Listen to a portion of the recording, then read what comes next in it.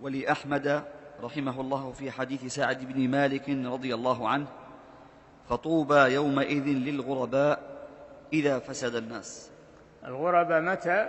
إذا فسد الناس. شوف الناس كلهم، ما هم بالكفار، الكفار معروفين، لكن فسد المسلمون، فسدوا، دخلهم ما دخلهم من الأفكار والآراء والأهواء والفرق والمناهج والجماعات المختلفة.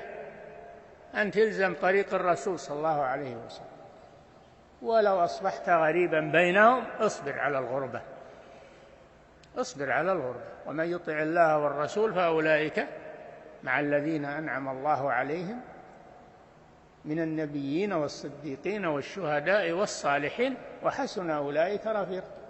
هؤلاء هم رفقاؤك في هذا الطريق، لا تستوحش، معك الرسول ومعك الصحابة وأتباعهم، أولئك مع الذين أنعم الله عليهم من النبيين والصديقين والشهداء والصالحين وحسن أولئك رفيقا.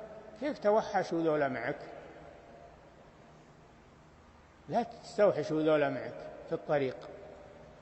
حسن أولئك رفيقا، يرافقونك على هذا الطريق. أي كونك مع أبي بكر وعمر وعثمان وعلي والصحابة رضي الله عنهم، أو كونك مع فلان وعلان من أهل الضلال، ولو كانوا يدعون الإسلام وهم على ضلال لا تذهب معهم، خليك مع الطريق الصحيح، واصبر عليه، اثبت عليه حتى تصل إلى الجنة. نعم.